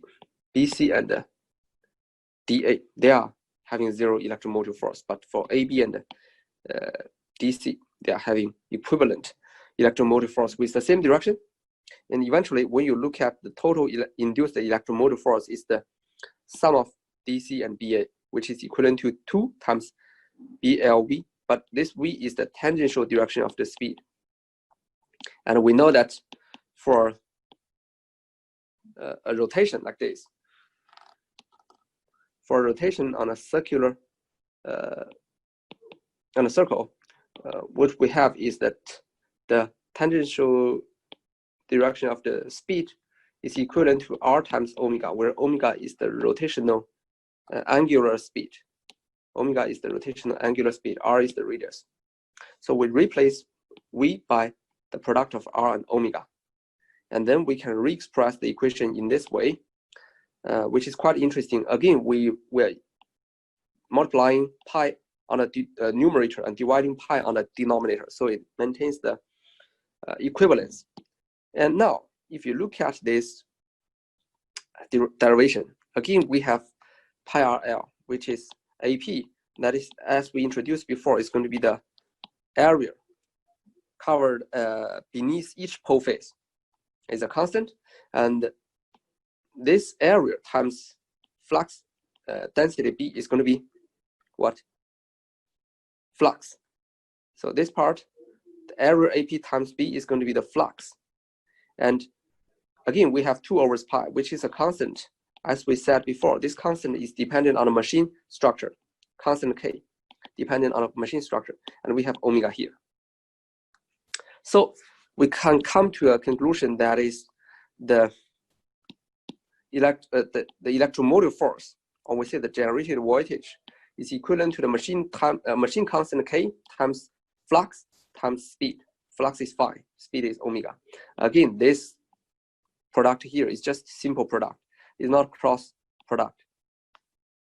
So to sum up, the developed torque is equivalent to the machine constant times the flux times the current. So torque is proportional to the current and proportional to the magnetic flux. And the developed electromotive force is equivalent to the machine constant times the flux times the speed. And the electromotive force is proportional to the speed. Because of the fact that electromotive force can be described in this way, we can simply derive the circuit model of the DC electrical machine. Let's look at the upper right corner figure. Upper right corner figure here. We have the external voltage source, which is here, VB. We have the resistance of the external circuit here. And next, we have the electromotive force induced by the DC motor. And this electromotive force, if you look at it, is curve, is also quite interesting, which is in the in the lower right corner figure here. You will realize that this electromotive force figure is quite similar to the torque figure, isn't it? So we have basically constant, in most cases, we have constant electromotive force, which is equivalent to K phi omega, but suddenly it drops to 0. And then it comes up again, maintained at a constant value and drops to 0. So why this happens? I mean, why it is following the way of the torque? Why the electromotive force follows the way of the torque? Can you think about this? Why it is always dropping to 0 and then coming back to the 0? Most of the time is constant. This is because the fact of 0 magnetic flux density here. So if you look at this figure again, we said that the flux density is always in a radial distribution, right? If the pole face can be further extended. But at the topmost point and at the bottommost point of this rotor, what we have is at this point, the flux density at those 2 points, I mean point here and here, we have flux density equals to 0, because if you project the pole face flux always in this radial direction, you can't cover those 2 points. Otherwise, your pole face, this is the intersection point of the north pole face and the south pole face, right? So you can't really connect the north pole face and the south pole face because they are different. They have different magnetic polarities. So however you distribute the north pole face, it can be only at this point and the south pole face. There's one point which is not which is blank here. I mean, this point is definitely neither under the north pole face nor under the south pole face. So at that point, we just have 0 flux density. This is unavoidable because if you have north pole face and the south pole face, physically you can't connect them. And because there's one point which is absent from the magnetic field, so is at the uppermost point and the lowermost point, you have the flux density equals to 0. And because of this, the flux density equals to 0. So when your while loop, say AB is here and the CD is here, moves here, the electromotive force induced, the electromotive force induced is going to be what? 0, because the electromotive force is twice VBL. If B is 0, the electromotive force is 0. And if the electromotive force is 0, it has to be something like this, right?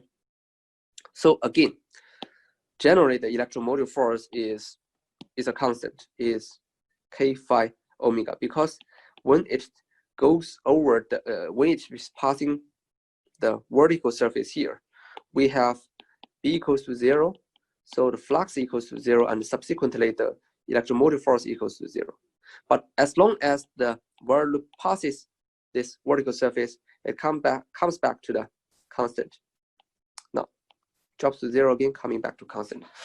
And previously we said that for the torque, if it goes in this manner, is very undesirable because it's producing the pulsating torque. And the solution is that we have many while loops. So when the solution is that we have many while loops. So when one while loop creates 0 torque, all the other while loops are still creating constant torque. So that smoothes out the torque. Then what can we do for this electromotive force? If we have many while loops, does that help? Yes. It has the same solution as the solution to the pulsating torque. So we still use many while loops to solve this problem. Now let's take a look at a figure which illustrates how we are solving the problem. Okay. Now let's look at the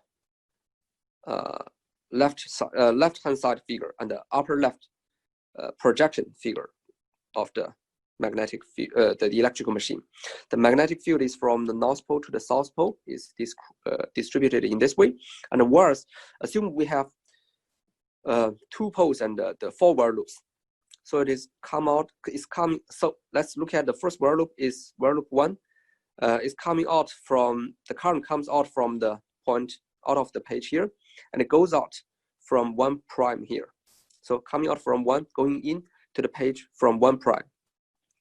And then we have the other while loop, which is connected in series with the while loop 1, that is while loop 3. So again, 3 prime, it comes out of the page and it goes into the page at 3. And it is a similar story for 2 prime and 4 prime. So if you project those wire windings into the figure beneath onto a surface, so if you project the while loops in a 3-dimensional way to the surface area like this, what we have is that, 2 prime, the current is flowing in this way, creating electromotive force plus minus, right? I mean, they are in the same direction. And then for 3 prime, 4 prime, 1 prime, they are following exactly the same manner. And because 1 prime and 3 prime, they are connected in series. So what we have is that if this is the electromotive force of 1 prime, is going to be equivalent to, obviously, 2E, right? Because those 2 electromotive forces, they are in the same direction. But this one is connected in a series with the electromotive force created by 3 prime. So it's going to be something like this. So total electromotive force produced by 1 prime, 3 prime is 4E. And then we have 2 prime, EMF of 2 prime, which is also 2E, and it's connected in series with the electromotive force created by 4 prime, which is again 2E.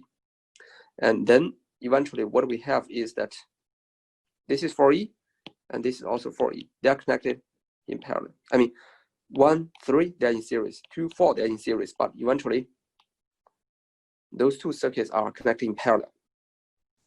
So this is generally when we are having the two while loops, with each of them having two wires connected in series. So if now we are looking at this case, generally we always have 4E produced. But this is when all the while loops are under the pole phase, right, in the left-hand side figure. Now, if we look at its right-hand side figure, we always have the moment that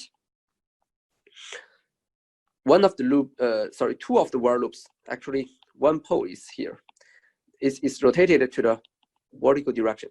If it's in the vertical surface here, obviously, as according to our previous analysis, electromagnetic field is going to give us the magnetic density equals to 0.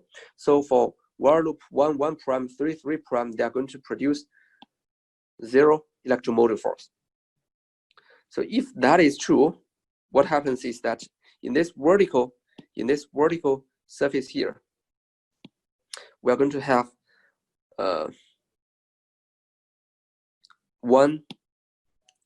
two of the while loops creating 0 voltage electromotive force, and the other two while loops, 4 prime, 2 prime, will be creating the 4E electromotive force. So the average is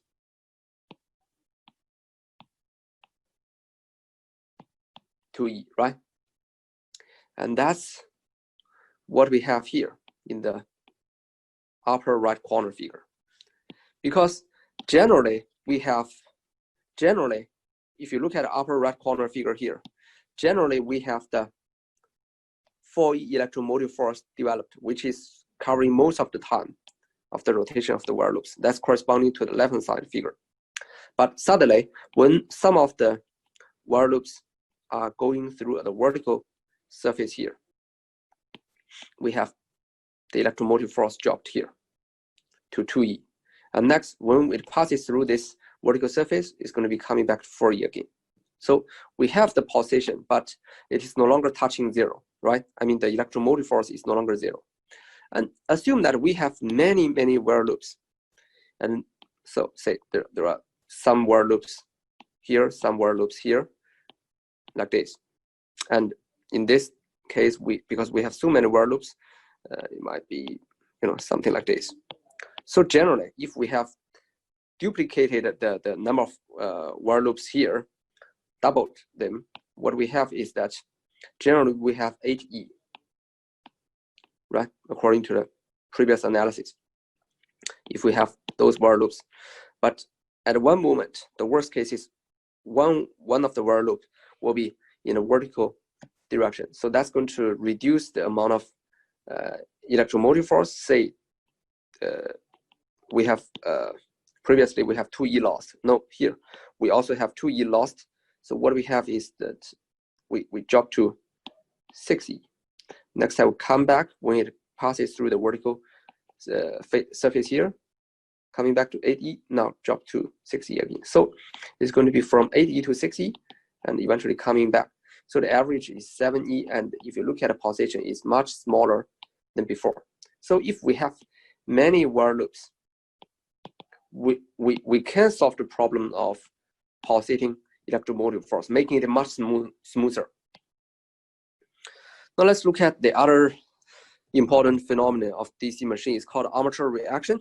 We will further expand this in our future studies in next few lectures, but we need to bear in mind that there is such kind of thing, which is very undesirable for DC machine. Actually, in DC machines, definitely we don't want armature reaction, but in AC machines, we want it. You don't need to worry about why it is like this, because in the future studies, we will further explain why in the DC machine, we don't want armature reaction. And when you move to the AC part, which is the move to the AC machine, which is the second half of this unit, you realize why in AC machines we want this armature reaction. In AC machines, we want armature reaction, but in DC machines, this is undesirable for DC machines. Okay, let's see why it is undesirable. Now, let's firstly review a fact. Previously, we said that when the wire loop moves to this vertical direction, I mean, AB is here, CD is here, we have 0 electromotive force. Obviously, this 0 electromotive force is a disadvantage because it produces the pulsating electromotive force. But this also somehow an advantage. Why? Because if you look at this figure, let's look at this figure. Now we have the AB mode here.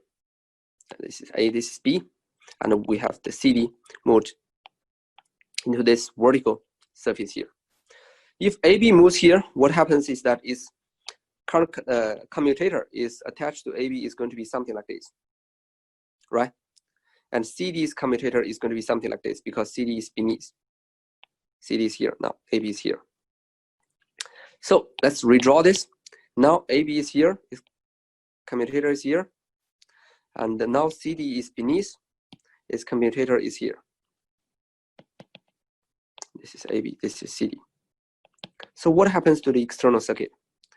Now, if you look at two brushes, brush 1 on the left-hand side, brush 2 on the right-hand side, they are contacting both brushes, both commutators, right? And that means the external circuit will be short-circuited through the two brushes because they are contacting both of the commutator, as well as the electromotive force. So we have two short circuit.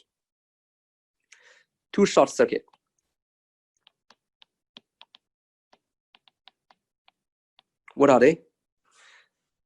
The first short circuit is the short circuiting of the external circuit. So the short circuiting of the external circuit. But this is not creating a big trouble. Why? We know that short circuit is going to give us a huge current, but why I say it doesn't create a big trouble for us? Why? Because even if the external circuit is short-circuited, the current is still limited because we have R here.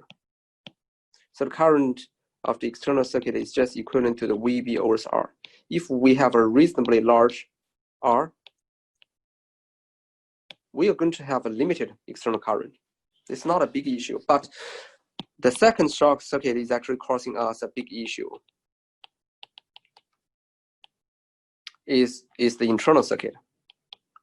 That is, we are having the current I internal, which is equivalent to the electromotive force over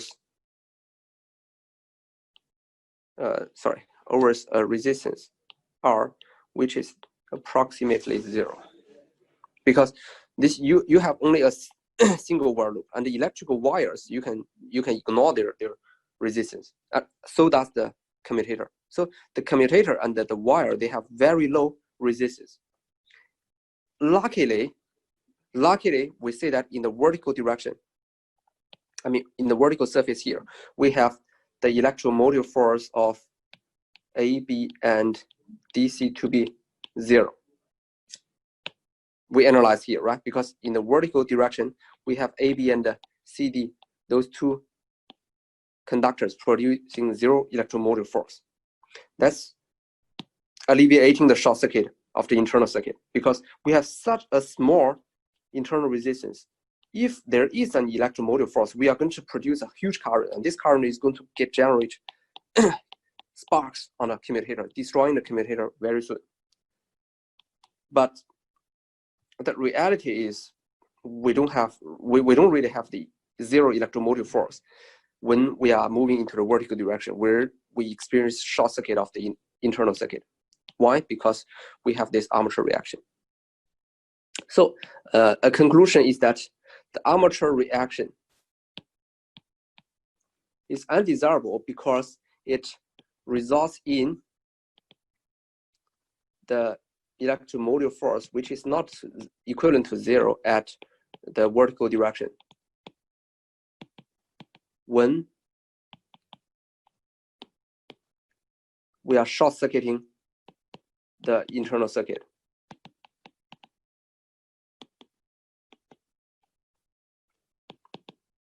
So that's equivalent to say that the armature reaction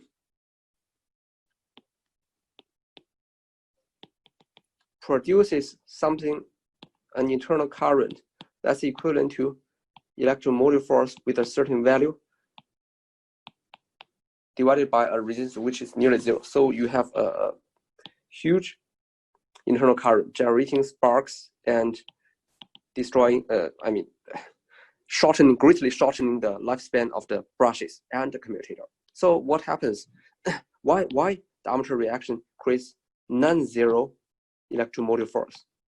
Let's look at the illustration here. If you look at the illustration, it's going to be, look at the figures here, it's going to be quite easy to understand. Firstly, we do have the electromagnetic field created by the external stator magnetic.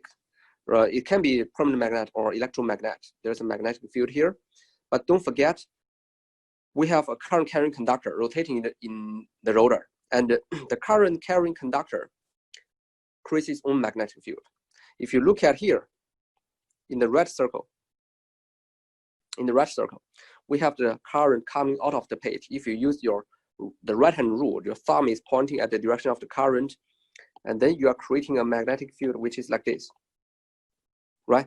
This magnetic field, if you look at this point, at the point 2 here, this magnetic field is going against the stator magnetic field, because this is the rotor magnetic field. Is actually going against, at this point, is going against the stator magnetic field. So it's actually weakening the stator magnetic field. If you project it onto the right-hand side figure, it's going to be something like this. Without the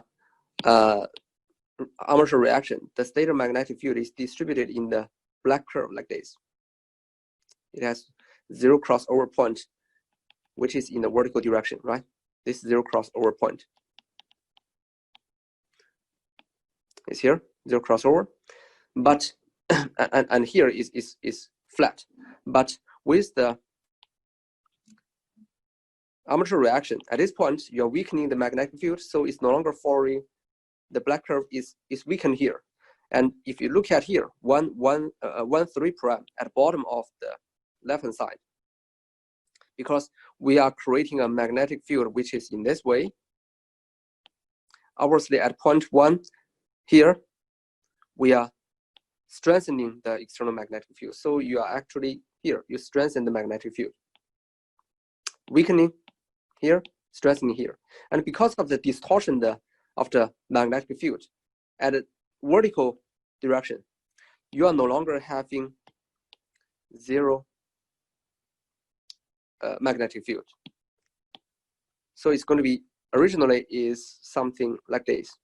At this zero crossover point, the vertical direction, you have zero flux density, but here now you no longer have zero flux density, because at the vertical direction you no longer have the zero flux density, you have a EMF, electromotive force induced, and this electromotive force divided by a nearly zero resistance is going to create a huge current. That's the so-called armature reaction. And this current is definitely shortening the lifespan of the brushes. Okay, that's all for today. Now let's briefly recapitulate what we have learned today. Firstly,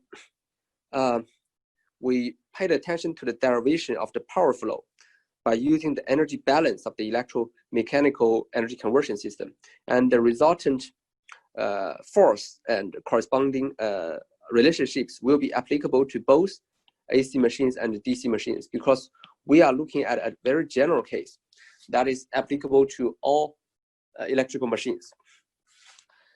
And secondly, we paid attention to the electromechanical energy conversion in a DC machine. From the perspective of the torque development, where the torque is equivalent to the machine torque constant times the flux times the current. And we also looked at induced electromotive force, which is equivalent to the constant times flux. Now, this is no longer the current, but it's the rotational speed of the rotor. We said that we have pulsating torque and pulsating flux, induced electromotive force if we have only single whirl loop. To solve this problem, we have many whirl loops, right? So it smoothes the torque and induced electromotive force. And we also introduced two important phenomena of the DC machine. One is the commutation. We need to use commutators to change the current direction when the conductors change the pole phase. And eventually we mentioned the armature reaction, which is very undesirable in DC machine. And this armature reaction is producing non-zero electromotive force when the machine conductors are rotating to the vertical direction. And this non-zero electromotive force divided by the nearly zero internal resistance is producing a huge current. That's why it is undesirable. Okay, that's all for today. Thank you.